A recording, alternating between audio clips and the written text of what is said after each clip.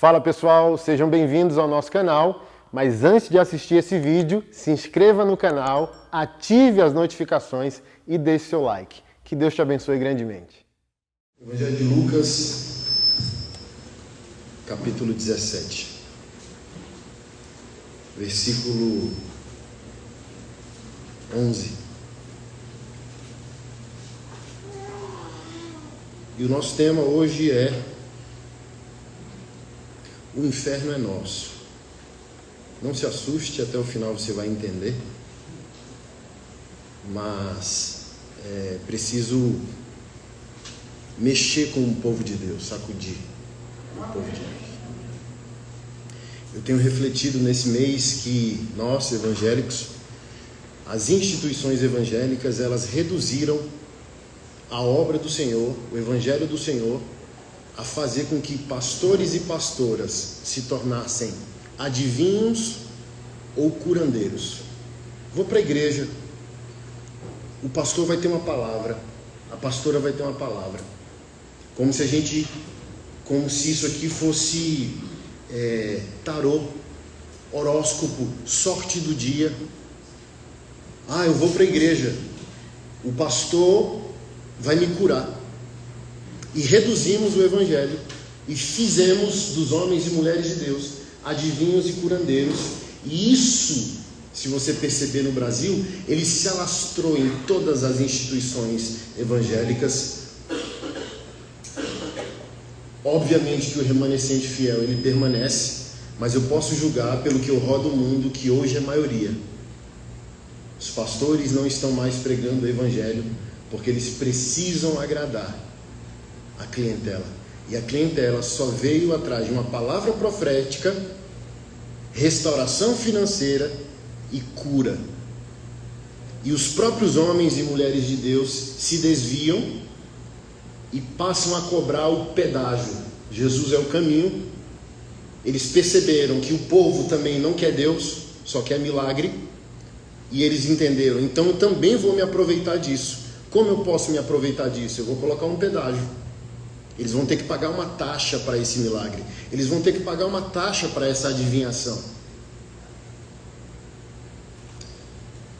E me comove e me emociona muito, porque eu não tenho motivos para ser um cristão.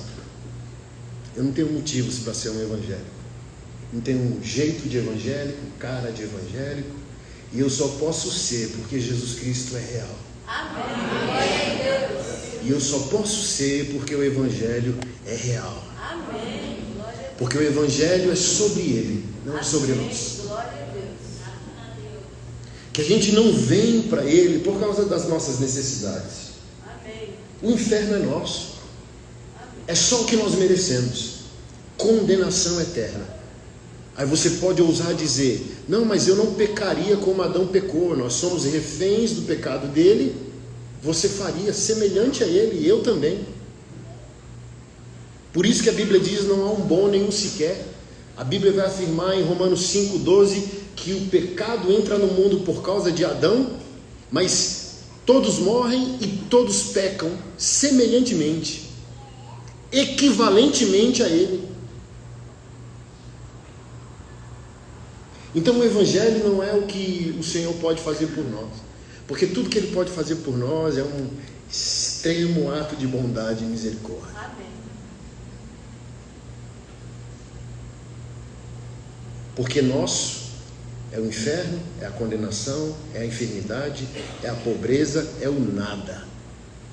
O nada é nosso, é só o que merecemos. Porque, como diz Charles Spurgeon, até na nossa santidade há pecado. A gente chega a um dado momento e diz: aleluia, agora eu sou santo. Há pecado na sua santidade. De tão perversos que somos.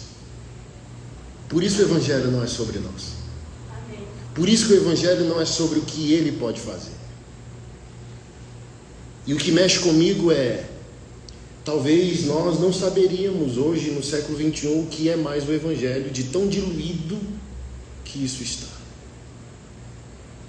Mas voltando ao tema, eu preguei isso já há uns 2 anos, e as pessoas, algumas não entendem, outras demoram a entender e outras não querem entender. Se o Evangelho é sobre Deus, você vem para a igreja, ou você se coloca diante de Jesus apenas para reconhecer que você é réu. Romanos 13, já leu? Para que todos sejam culpados diante de Deus. O Evangelho só existe para dizer que Deus é todo verdadeiro e você é todo mentiroso. O Evangelho existe para dizer que Deus é totalmente perfeito e você totalmente imperfeito. O Evangelho existe para revelar a glória de Deus. E esse é o desespero que nos leva a arrependimento, novo nascimento e santificação. O terror de contemplar a majestade de Deus. Ele é tão santo, tão perfeito, que quando a gente tem uma visão clara de quem Ele é, há um terror no nosso coração, como Isaías capítulo 6. Ai de mim, os meus olhos virão o Rei. A gente entra em desespero. Aí pouco importa o que Ele pode fazer, assim como os 24 anciãos adorando na presença dEle. Pegam suas coroas, resultado de suas conquistas de dignidade, e jogam diante do Senhor. Ou seja, quando você entende o Evangelho, não há mais autonomia, egoísmo, posse, o que eu ganho, cura, nada. Porque a única coisa que você vê quando você entende o Evangelho é a sua pobreza e a majestade do Senhor. Lembra dos 10 leprosos? 10 curados. Vamos ler daqui a pouco. Um volta e ele pergunta: eu não curei 10? Onde estão os 9? É isso. Entre 10 pessoas, só uma quer entender o que é Evangelho. As outras partem para suas vidas curadas, indo para aquilo que lhes pertence. O que? O inferno. Vão curadas para o inferno. Vão prósperas para o inferno. Vão com casamento restaurado para o inferno. Porque só vêm para a presença para sacar de Jesus. Quando sacam, por não entenderem quem Ele é, não entendem quem são e continuam suas vidas e só decidem voltar para a presença dEle de novo quando surgir uma nova necessidade.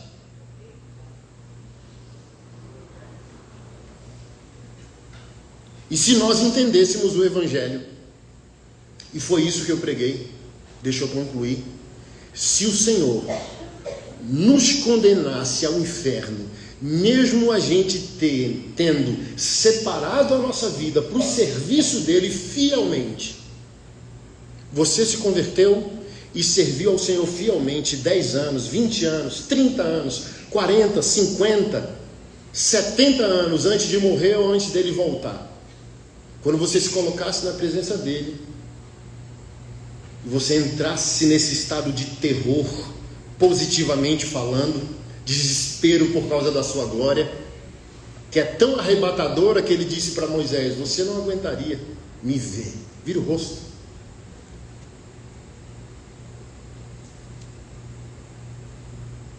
E dissesse a você: eu vou te condenar ao inferno. Aí você, sorrindo, se ajoelharia, estenderia suas mãos e diria a Ele: seria mentira que eu não mereço o inferno, Senhor? Tu é perfeito em todos os teus juízos. E você desceria ao inferno glorificando a Ele. Porque você sabe, se você for salvo, que você não será salvo porque você merece. E você sabe, se você for condenado, que você não será condenado porque você não merece. Aí alguns emocionalmente dizem: mas se Ele amou, porque Ele nos punirá ao inferno? Paulo resolve isso em Romanos 9. Como seria injusto da parte de Deus nos dar eternamente aquilo que nós decidimos enquanto estávamos vivos?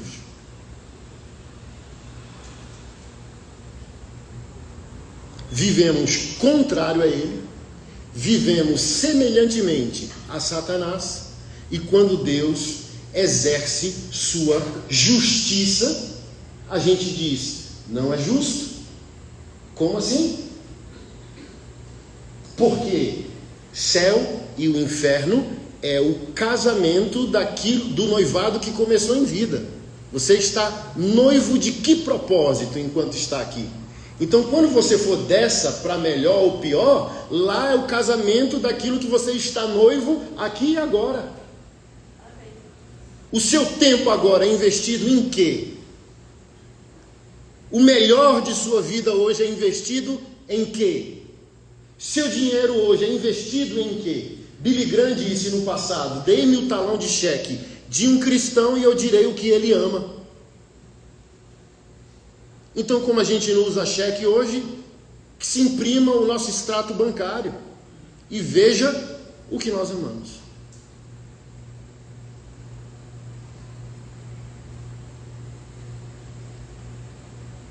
O inferno é nosso, por nossa rebelião ao Criador. Não irmos para lá é só bondade, que deveria constranger ainda mais. Ousarmos em pedir, porque a Bíblia nos ordena pedir para que a nossa alegria seja completa, mas que fosse a última coisa que fizéssemos ao nos colocarmos na presença dele, sabe? De 10 coisas que fizéssemos diante do Senhor, que a 10ª fosse pedir alguma coisa. Para que a gente fosse pelo menos como o leproso, que foi curado. Então olha só, o Evangelho é cura, sim, eu não estou menosprezando isso. Ele é restauração, sim. A igreja é a casa da esperança, coluna e baluarte da verdade. Estamos aqui porque Deus quer resolver nossos problemas, amém? Amém. Mas cadê os 9?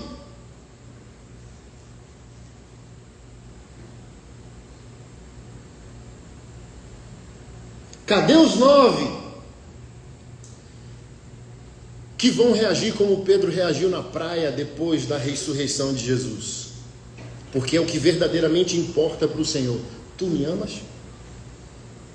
Em outro lugar Jesus tinha dito, vocês não me seguem porque eu sou o Messias, porque eu sou o Filho de Deus. Vocês me seguem porque tem pão e peixe. Ou seja, benefício. E naquela conversa, na praia, Jesus pergunta para Pedro, tu me ama? Porque é o que vai sobrar, querido. A cura que ele faz no teu corpo não é eterno. Teu corpo vai morrer, teu corpo vai perecer, teu corpo vai envelhecer. Ele curou uma doença e o tempo pode trazer outra. Então a bondade de Deus não é definida por aquilo que ele pode fazer. A bondade de Deus é o seu próprio caráter. Esse é o motivo da nossa fé, saber quem é Deus e não saber o que Deus pode fazer. Porque assim, o simples fato dele ser o Criador já deveria nos colocar em posição de adoração. Deus é Criador, eu sou criatura, ele disse que a Bíblia é a sua palavra, então tudo que ele deixou disponível na sua palavra me coloca como réu. E tudo aquilo que ele pedir por meio da sua palavra eu vou fazer, eu vou obedecer. Por quê? Eu sou criatura. Eu não sou autocriado, eu não sou autoexistente. Eu dependo. Essa é a centralidade da fé. Veio um vírus de não sei aonde, que nos trancafiou dentro de casa e provou para todos nós que não somos soberanos, que não temos controle de absolutamente nada. E aqui quem perdeu pessoas amadas vai testificar para nós. Um vírus falou o que a Bíblia diz em Gênesis: tu és pó, e ao pó voltarás. É o versículo que eu mais amo, porque é só ler e chorar. É o meu lugar, entendeu? Você abre a Bíblia e a Bíblia sempre fala para você: lembre-se quem você é. A única coisa que presta em você foi o Espírito de Deus que lhe foi confiado. Todo o resto é perecível. Você é pó e vai voltar para o pó. Jesus nos diz em Lucas 12, um homem rico ganhou muito dinheiro e na hora de perguntar para Deus o que Deus quer com aquela capacidade de prosperidade, ele diz: então eu vou quebrar meus galpões, meus celeiros, e vou construir galpões maiores para acumular mais. Aí Jesus diz: você é um louco. Se hoje pedirem a tua alma, com quem ficará o que tu construiu? É isso. Eu vou dar exemplo. Preguei há uns 6 meses atrás nos Estados Unidos, e ali na região de Boston, Massachusetts, tem uma ilha, Martha's Vineyard, a ilha. Frio. Pensa no frio. Multiplica agora por 30. E lá tinha um irmão, o pastor contando essa história. E lá, Estados Unidos, é toque de Midas, tudo vira ouro. Se é franelinha, você fica próspero.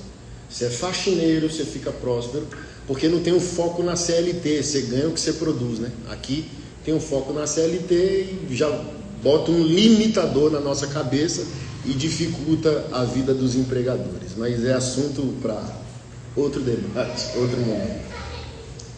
E o irmão trabalhou muito, morava numa kitnet cheia de rato, comendo miojo, acordando 5 da manhã, dormindo 10 da noite,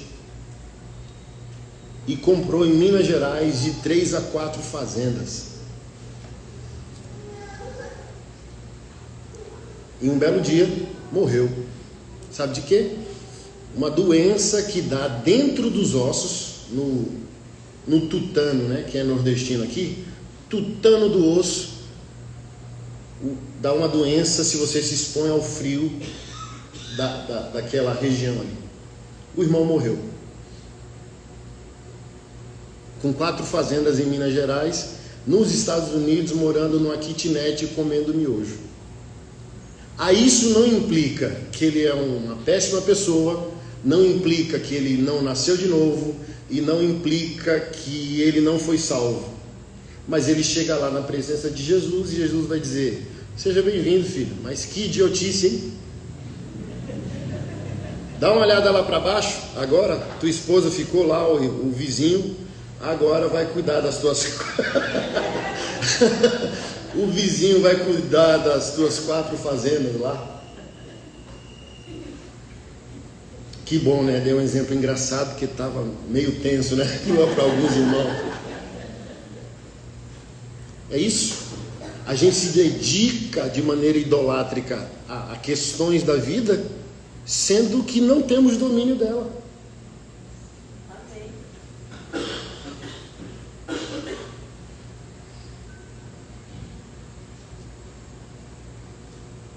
Feita a introdução, Lucas 17, 11.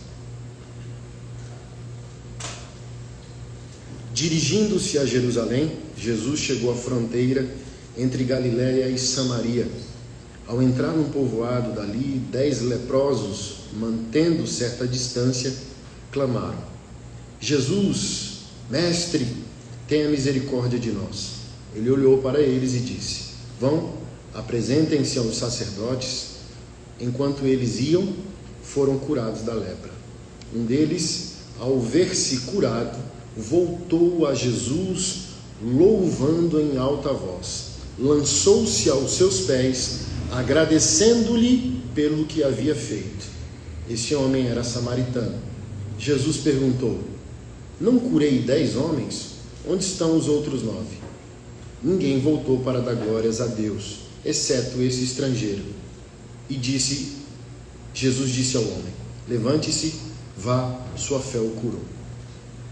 Um texto adequado para a gente afirmar o que eu comecei a pregar aqui, que o Evangelho não é baseado nas bênçãos mesmo que ela exista. Deus é bom. E o Evangelho diz: olha, vocês sendo maus, quando o filho pede um pão, vocês dão uma pedra, um pedaço de pau, uma cobra? Não? E eu? Pai dos pais, Pai das luzes, Senhor dos senhores, vou fazer mal ao filho? Mas como eu disse no início, nós podemos focar no bolso de Jesus e não aos seus pés, em sua face, em sua natureza, em seus atributos.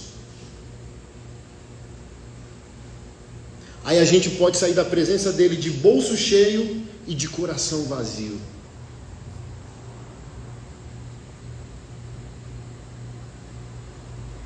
Disseram para um homem de Deus: você está insistindo em pedir a Deus que cure você do câncer? Enquanto a vida é esperança. Mas se ele não curar, eu morro crente. Não vai definir.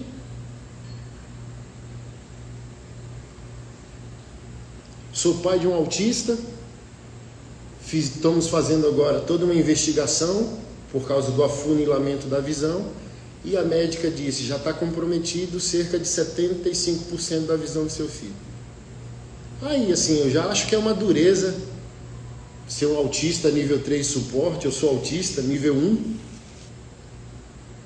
que consegue desenvolver a vida. Nível 3 suporte é o que é considerado severo.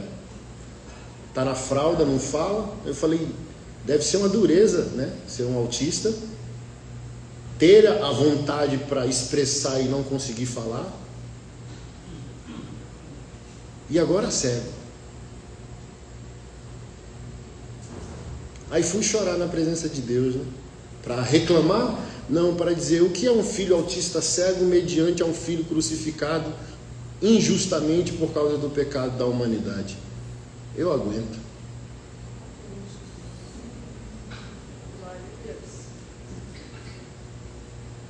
Mas você crê, pastor Anderson? Óbvio. Mas se não acontecer, não muda nada, porque ele não me deve nada. Eu que devo a ele. Eu que sou réu. Não é ele que é réu. Ele é santo, perfeito, bondoso. Sempre tem um motivo além que não percebemos. Nossa visão é finita, medíocre, a dele não. Ele nunca está atrasado, porque ele não está limitado ao nosso cronômetro.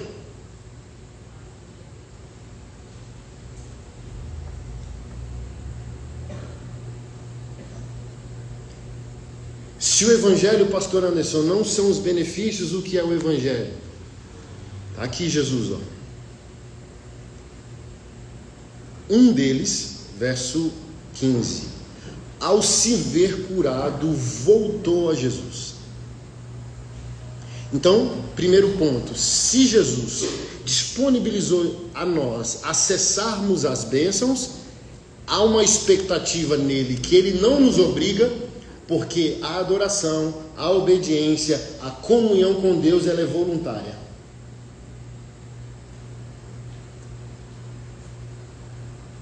Ela não é imposta.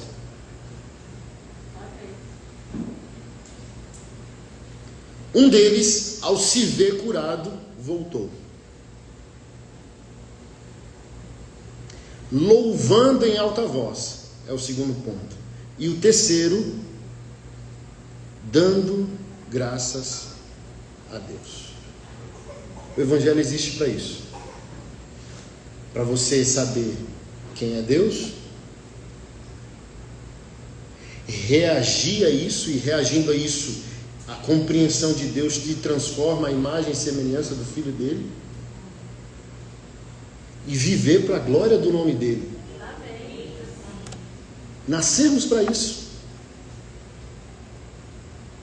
Nascemos para a adoração ao nosso Criador. Deus não existe para nós, querido. Somos nós que existimos para Deus. É isso que nós precisamos entender. Deus não é nosso servo. Nós somos servos dele. Eu gosto de uma frase de Martinho Lutero, o reformador, que diz o seguinte: até o diabo é o diabo de Deus. Está todo mundo debaixo da mão potente e soberana do Criador. Por incrível que pareça, os demônios estão aí destruindo vidas, sim ou não? Mas a Bíblia diz lá na primeira carta de Pedro que eles estão acorrentados em correntes eternas, aguardando o dia do juízo. Então eu só posso chegar a uma conclusão se a Bíblia não pode mentir. Eles estão agindo debaixo de autorização, mas sob controle, como foi com Jó. Tem que pedir. É como se os demônios falassem assim, ó: eu posso na vida dele, porque ele não te obedece. É a única maneira da gente entender. E o gadareno prova isso. Jesus chega, os demônios censuram e adoram Jesus. Jesus, Filho do Altíssimo, primeiro adoram. Por que nos perturba antes da hora? Reconhecem a soberania de Deus e que essa soberania determinou um relógio que autoriza o demônio a destruir o rebelde.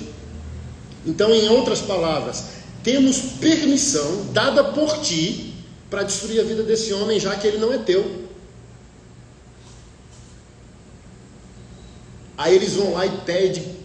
Olha só, se muitos evangélicos estão achando que pastores e pastoras e a igreja virou hospital ou centro de adivinhação, e os pastores e as pastoras estão aqui só para fazer adivinhação, que eles chamam de profecia, palavra profética, e cura. Olha a obediência dos demônios. O Senhor nos permite sair dele e entrar nos porcos? Isso é adoração, porque isso é reconhecimento de autoridade. Adoração não é cantar. Adoração é reconhecer e obedecer, cantando ou não. Eu gosto de uma frase de A.W. Tozer: a adoração vai começar quando a música parar de tocar. Porque na verdade, a verdadeira adoração é a vida que você vai levar quando a música parar de tocar. E o bom disso tudo é que Deus gosta de ser adorado com música. Então a nossa obediência, ela pode ser ritmada, igual o Silvio Santos, ó. Pode ter fundo musical. E esse mesmo Tozer disse: os evangélicos, eles não mentem, eles vão para a igreja cantar suas mentiras.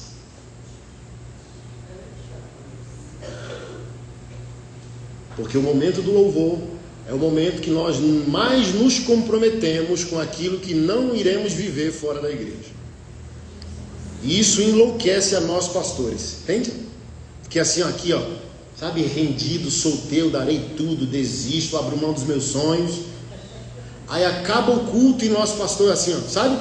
Aí não para os telefonemas. Aquele mesmo marido que estava adorando no domingo gritou com a esposa: a senhora pode vir aqui, o senhor pode vir aqui. A gente fala: meu Deus, um anjo no culto.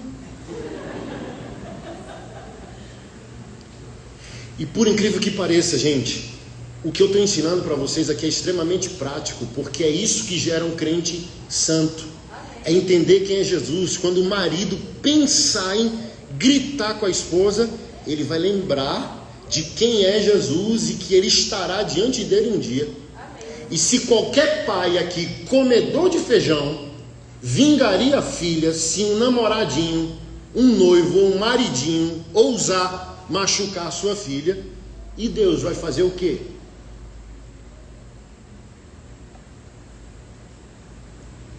Com aquele que ousar machucar suas filhas. Então ele, ó, aleluia, aí sai, entendeu? Então saber quem é Jesus é algo extremamente prático para a nossa transformação. Porque primeiro é temor. Eu preciso mudar por temor. O segundo, eu preciso mudar por gratidão. Ele é tão belo, tão santo, tão bondoso comigo. Me tirou de um tremendal de lama. Creu em mim quando ninguém mais acreditava. Ele é digno que eu mude. Ele é digno que eu me torne uma outra pessoa. Ele é digno que eu faça diferente. Mas esse crente que só vem para cá por causa de palavra profética e cura, acha que a igreja, os pastores e Jesus só existem para o saque deles e não para a transformação deles.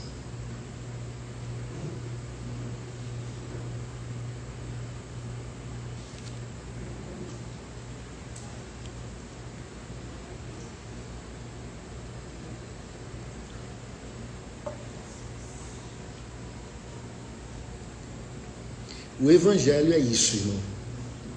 Você chegar ao pleno entendimento de que eu sou culpado em qualquer coisa que Deus me pedir, Ele está certo. E eis-me aqui.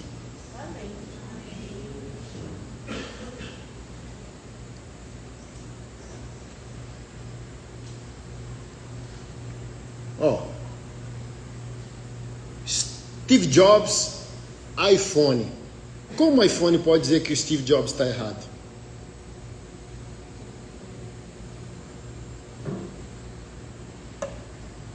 Tem como? A criatura falar para o Criador que ele está equivocado? Hã?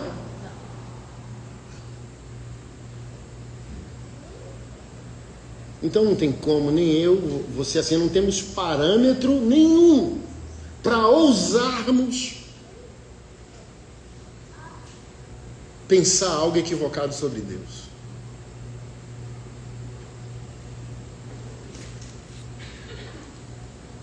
Esse crente consumidor acha que a igreja é o supermercado dele ou o hospital dele. Mas a pergunta que eu sempre faço é: que pessoa vai para um hospital porque quer se tornar pior do que já está? Olha, doutor, estou só com febre, mas eu queria que o Senhor me colocasse em coma e me deixasse aí há alguns anos. Então, olha só, baseado nisso, é engraçado, mas está acontecendo isso. A gente vem para a igreja para oferecer nossos problemas e não as nossas soluções. Ô Jesus, estou aqui. Ô pastor, ô pastora, estou aqui para servir. Como eu sempre falo, tem fila quilométrica para pregar, para louvar em toda igreja. Não tem fila para lavar banheiro de igreja, não tem fila no departamento infantil, não tem fila no estacionamento da igreja, nem no ministério de boas-vindas, nem de visita de enfermos, nem de distribuição. Não tem. Então a gente não quer servir, a gente quer ser visto, a gente quer ser o rosto do corpo. A gente quer uma boa foto para sair no Instagram da igreja. Mas se a gente quer servir, tanto faz ser o pregador ou o diácono ou a diaconisa que lavou o banheiro, porque é tão espiritual quanto. Porque se o banheiro não for lavado, o odor do banheiro vai entrar aqui no templo e a gente não consegue adorar. Então a gente só consegue aqui adorar porque pessoas fizeram um bom trabalho antes da gente chegar aqui, sim ou não?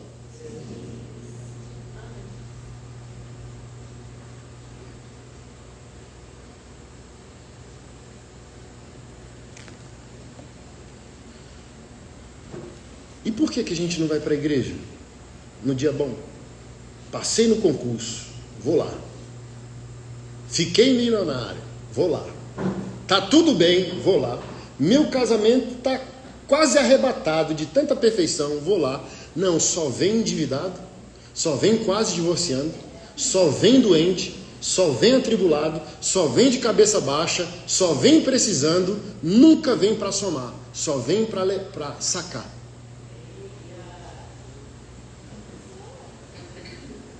E tudo bem, mas vamos ser meninos até quando? Porque quem cuida da igreja, quem ajuda os pastores e quem cuida da igreja? Os irmãos mais velhos. Quem quer amadurecer. Então Jesus não é digno que a gente seja a solução? Sério que esse Deus bondoso que se entregou por nós merece só nossos defeitos?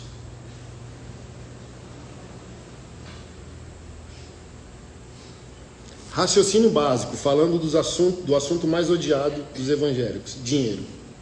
Ó Jesus, quebrado, desempregado. Ó, tu sabes. Aí, hora, diz-me a oferta. Tu sabes, aí... R$10, R$100, se eu consigo emprego, se eu fechar aquele contrato, tu sabes que eu farei. Irmão, quem não está fazendo com o que tem, nunca fará com aquilo que promete ter.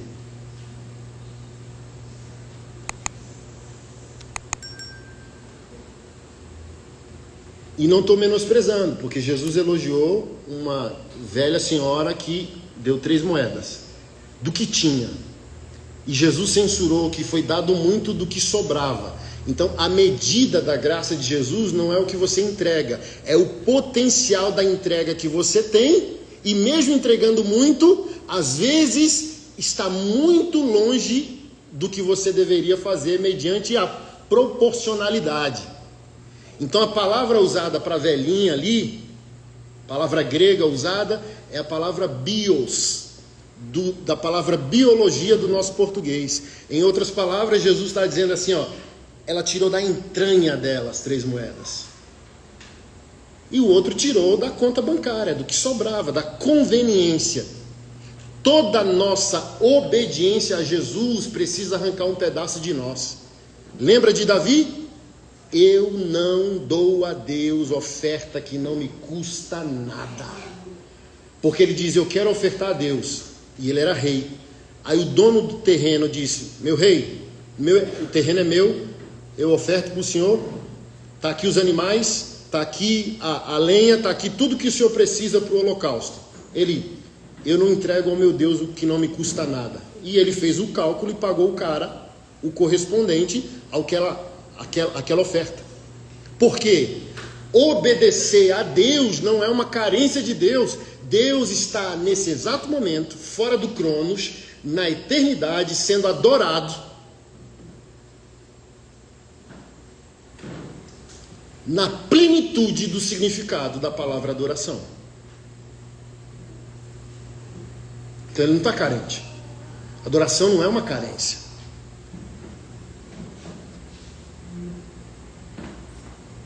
Adoração é um reconhecimento, adoração é uma reação a quem Ele é.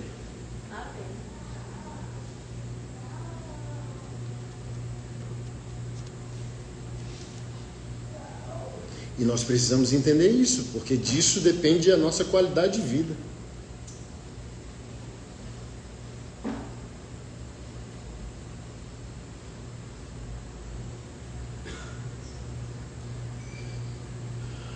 Mas voltando,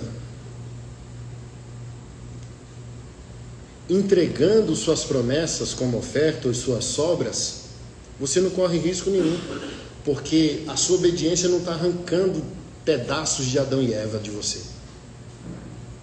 Quando te custa, Adão e Eva são arrancados de você progressivamente, e Cristo vai sendo devolvido a você.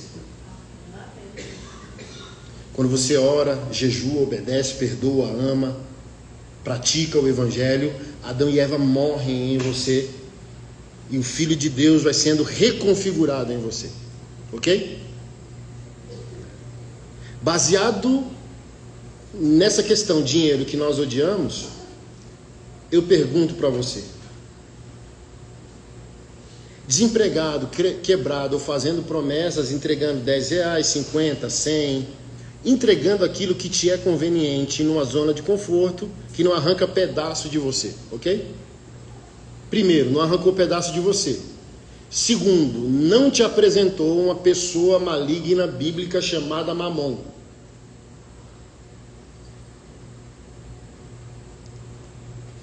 Aí você começou a crescer. Aí essas obediências, voto, oferta, ou dízimo, sai dos 10 para ir para os 1000. Já começou a ficar meio desconfortável. Continuou crescendo. 5.000. Continuou crescendo. 10.000, sua possibilidade de dízimo no mês. Para um dízimo de 10.000, um ganho de 100, ok? Para saber se nós entendermos o que é adoração. Se não é necessidade do Senhor, eu preciso entender o motivo pelo qual eu faço o que eu faço. A pergunta que eu faço: nessa evolução da nossa vida. É se nós chegássemos à possibilidade de um ganho mensal de 1 milhão, nós daríamos todo mês o dízimo de 100 mil?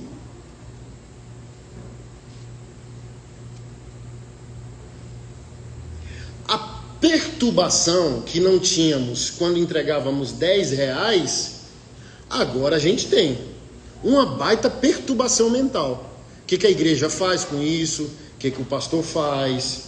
E se eu comprar 2 mil reais de cesta básica, Deus já se agradou? É isso. Minha vida, minhas redes sociais são assaltadas com esse tipo de pergunta.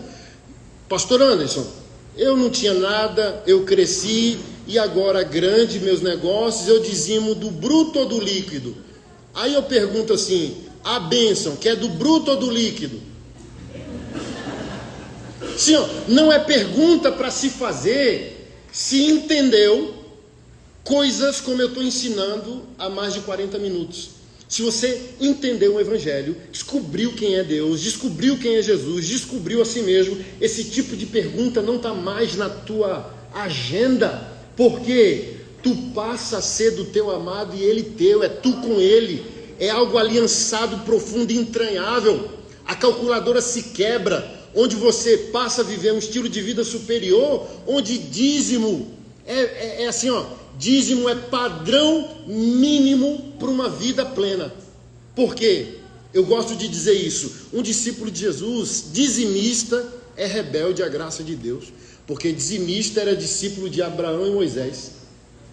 E em Cristo a gente está reduzindo Jesus Cristo a Abraão e Moisés. Então, onde o discípulo de Abraão e Moisés pararam?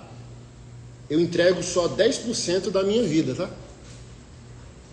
E a Bíblia diz que Jesus é mediador de superior aliança, baseado em superiores promessas. Se fosse benefício, a gente quer.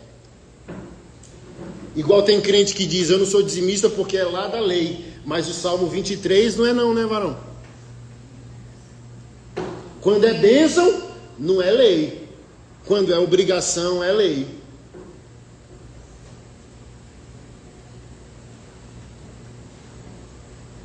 Então assim, para mim, tá? Se eu entendi o que eu estou pregando, se eu entrei pelo portão da graça, sei quem é Jesus, a pergunta agora não é o que eu entrego a ele, é o que ele me permite ficar. É assim, eu entrego o dízimo triste, às vezes envergonhado. Senhor, o que eu consegui no mês, o Senhor quer mais alguma coisa? Precisa de mais alguma coisa? O que é que eu... Sabe? É outro nível.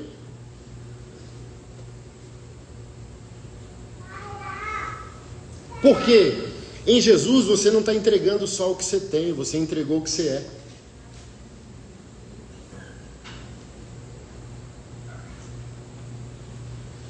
Na lei você entregava o que você tinha. Em Jesus você entrega primeiro o que você é, para depois entregar o que você tem. E se Jesus tem em você, o que ele não teria de você?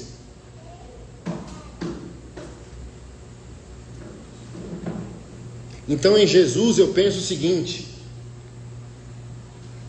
você adora a Deus de olho fechado na igreja e de olho aberto fora da igreja de segunda a sábado, procurando problemas que resolvidos glorifiquem ao Senhor. Então percebe, assim, você passou pela igreja, você dizima, você oferta, você sai da igreja, honra pai, honra mãe, soube que o irmão na igreja está sofrendo, ajuda o irmão, vê um pobre, ajuda. Então percebe que não está limitado a uma calculadora? Você cumpre suas obrigações na casa de Deus, na obra de Deus, mas você não diz assim, agora minha missão está cumprida, hein, Jesus? Não fala mais comigo esse mês sobre dinheiro, hein? Porque tem aquele que é rebelde, mas tem aquele que é dizimista fiel, mas é assim, Jesus, está aqui meu dízimo, tchau. Porque esse que obedece e corre, para ele ser santo é obrigação dos pastores. Não, já entreguei o dinheiro, agora ser santo é obrigação de pastor, obreiro, diácono, por aí vai. Eu entreguei meu dinheiro, agora eu não tenho obrigação nenhuma mais para com Jesus. Obrigação nenhuma mais para com a obra.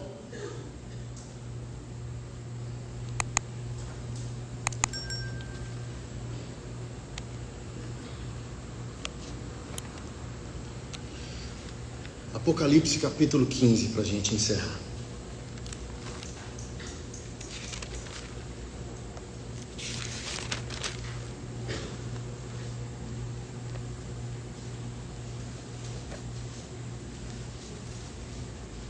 Você concorda comigo que a Bíblia é verdadeira? Você não já leu, seja Deus verdadeiro e todo homem mentiroso? Sim ou não? E por que a gente se ofende com abordagens como essa? Voltando um pouco ao início, a nossa situação em Adão e Eva é tão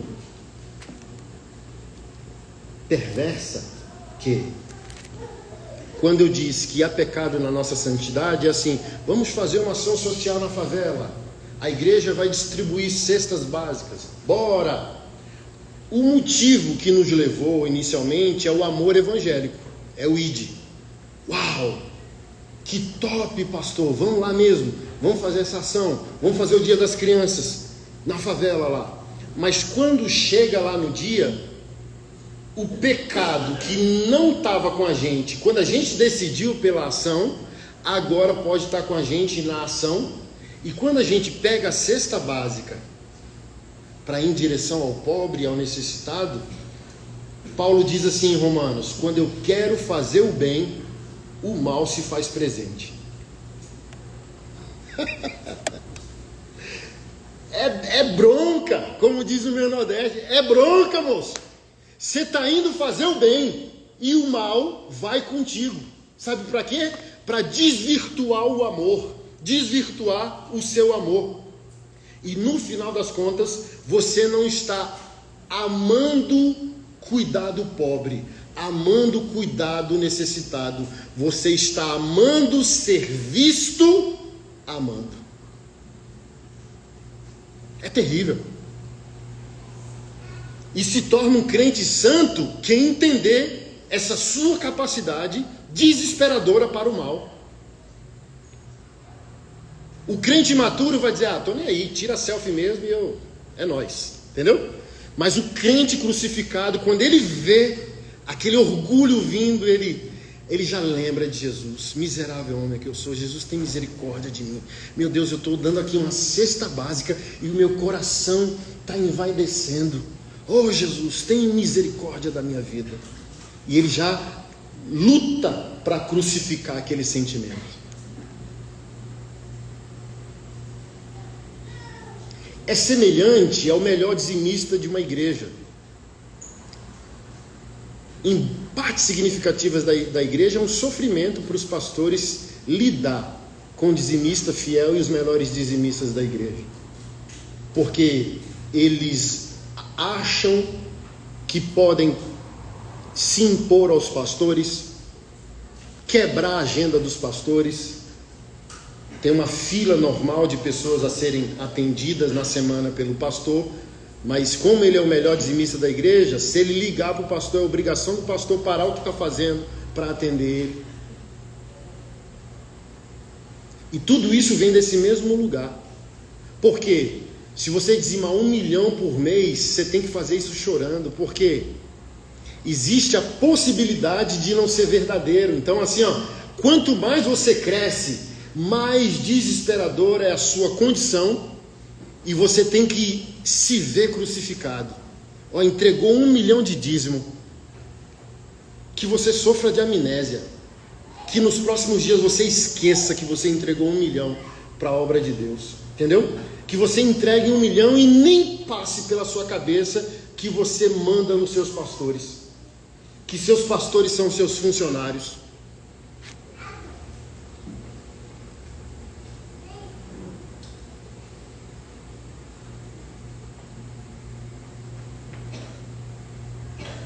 Para que a gente encontre alegria, porque Paulo disse aos Coríntios: Deus ama quem dá com, e só dá com alegria quem entendeu por que faz o que faz.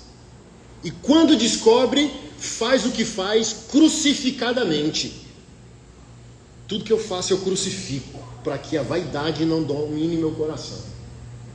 Eu gosto muito de Billy Graham, porque alguns dizem que ele tinha um obreiro no ministério dele, para que toda vez que acabasse a pregação, o obreiro fosse lembrando todos os versículos da humanidade dele. Você não é nada, você é pó da terra.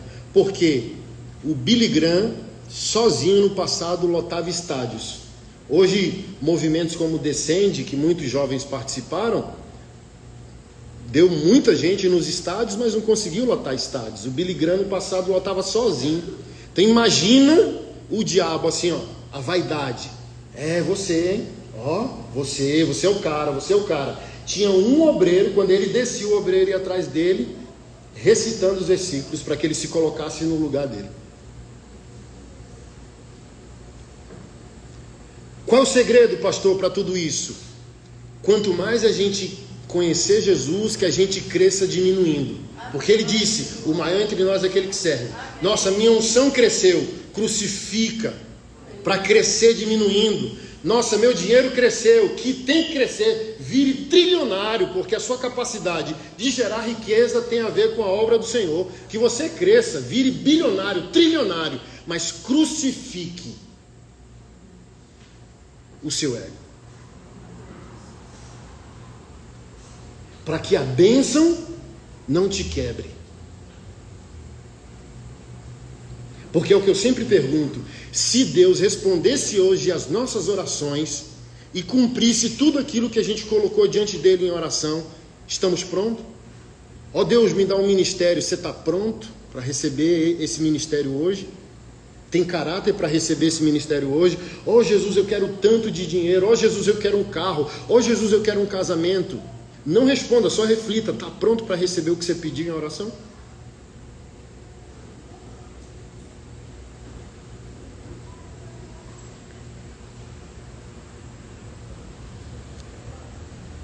Apocalipse 15, verso 1. O cântico de Moisés e do Cordeiro. Eu amo essa passagem. Vi no céu outro sinal grande e maravilhoso. 7 anjos seguravam as últimas 7 pragas que completariam a fúria de Deus. Vi diante de mim algo semelhante a um mar de vidro misturado com fogo.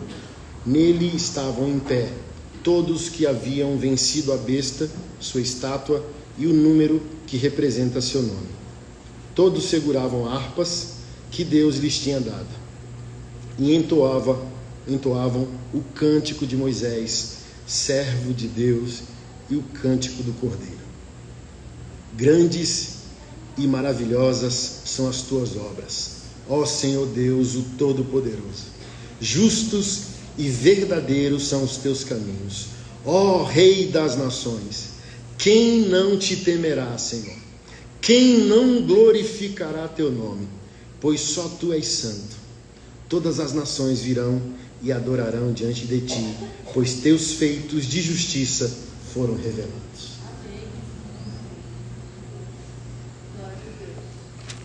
O escritor do livro da Revelação de Apocalipse é o apóstolo João. Depois de barbarizado pelo imperador de sua época, o rei Domiciano, jogado dentro de uma caldeira fervente de azeite, ele não morreu. O rei ficou com medo dele e com medo de Jesus e mandou exilar o apóstolo João na ilha de Patmos, onde ele foi visitado pelo Espírito do Senhor e teve a revelação do livro de Apocalipse. E a Bíblia também diz que ele era o discípulo amado do Senhor. Mas o próprio livro que ele escreve narra, no capítulo 2, que ele contempla Jesus. E não é o Jesus humano meramente que o amava. Ele diz assim, está escrito em Apocalipse 2, eu vejo alguém semelhante ao Filho do Homem. Semelhante. Mas se fosse Jesus, ele, mestre, aí o mestre poderia dizer, João, me dá um abraço. Não, porque Jesus em carne, Paulo diz aos Colossenses e aos Filipenses, que é Deus plenamente, mas é Deus reduzido, compactado em carne, para a obra da cruz, porque um homem precisava morrer na cruz. totalmente homem, totalmente Deus, mas compactado na carne. Jesus não se apresenta, porque Jesus em carne, se estava encapsulado na humanidade, em Pátimos ele se apresenta a João na plenitude de sua natureza. Aí João começa a descrevê-lo. Seus olhos são como chamas de fogo. A sua voz como o som de muitas águas. E sabe o que mexe demais comigo? Quando eu o vi, caí como morto aos seus pés.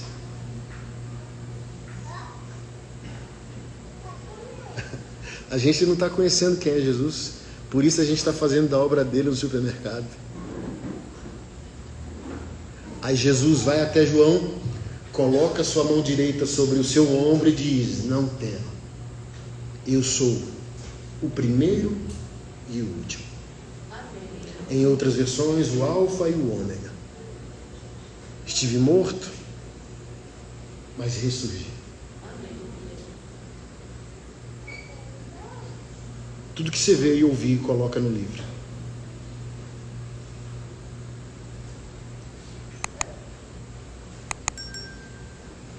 E é mediante esse impacto que João teve que a gente precisa conduzir nossas vidas. E Jesus está próximo, mas não é um qualquer.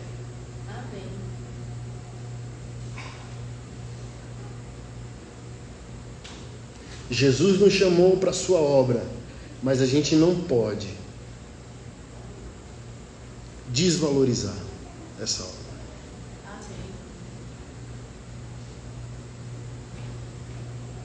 Sabe onde eu vejo que a gente começou a falhar muito como igreja? Obviamente, né? Alguém falou bem assim, mas você vem do Voz Me Ser de Portugal. Eu falei, a gente não está falando nem o português direito. Imagina o português de Portugal. Mas obviamente que na raiz gramática etimológica da palavra, o você do português é um termo de reverência e honra. Mas geralmente para nós, como brasileiros, não. E a gente começou a reduzir o impacto da majestade de Jesus quando a gente passou a considerar Jesus um igual e um qualquer. E até as nossas canções começaram a chamá-lo de você. E a grande pergunta que eu faço é: como a igreja evangélica será plena se a igreja começou a chamar Jesus de você, mas continua chamando seus pastores de Senhor e Senhora? Quem é a avó aqui e avô? Levanta a mão. Os senhores e as senhoras aceitam que o neto chame vocês de você?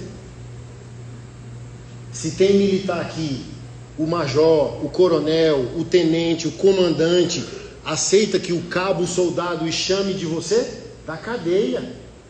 Bota um soldado chamando o major de você. E aí?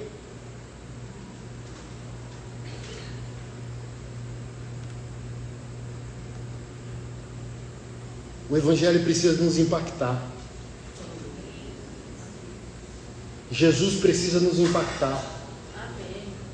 Então, pai, mãe, avô e avó, militares, o gerente da farmácia, o empregador, o idoso, ninguém abriu mão de seus títulos de reverência. E nós, evangélicos, estamos destituindo Jesus dos seus títulos de reverência, quando a gente deveria ser impactado como João foi e entrar nesse desespero que nos transforma. E um Deus você, não sei a sua visão disso, para mim, tá? Um Deus você não é poderoso para te transformar.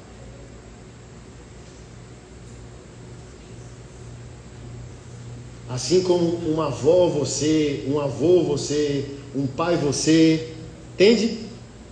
Porque assim, vamos lá para a gente começar a encerrar.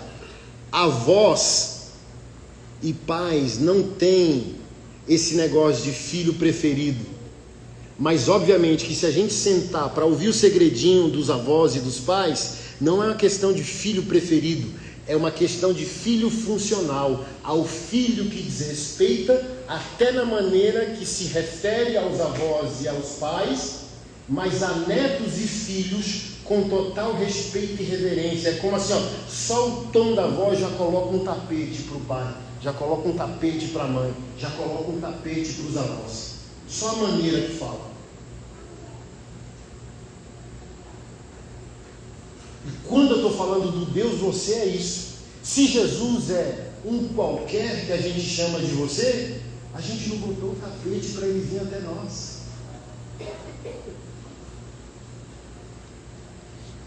Eu não quero. Os meus filhos são dessa geração, é um problema da geração. Todo mundo é você. Pai é você, Jesus é você, autoridade é você, gerente é você, sabe? Todo mundo é você. E às vezes eu fico chateado e você não. A casa continua sendo minha. Senhor, senhora. Ah, besteira. Besteira quando você estiver na sua, mas você continua na minha. Foi igual a bronca que eu dei ao filho mais velho, foi tratar mal a minha esposa. Falei assim, ó, já não tem mais 10 anos, tem 16. E a próxima vez que você desrespeitar a minha esposa, você só vai ver a mão voando no seu pé do vidro, porque vai ser um homem brigando com o outro, defendendo sua esposa. Tá vendo essa mulher? Ela não é meramente sua mãe, ela é minha esposa. E se você não respeitá-la como minha esposa, na próxima não é o seu pai falando com você não, é um homem falando com outro.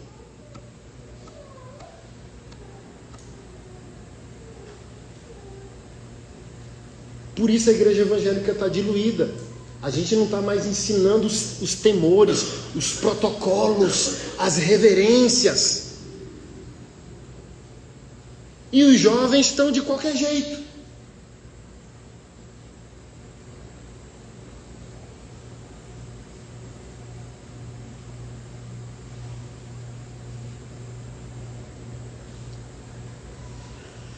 Ai, ai.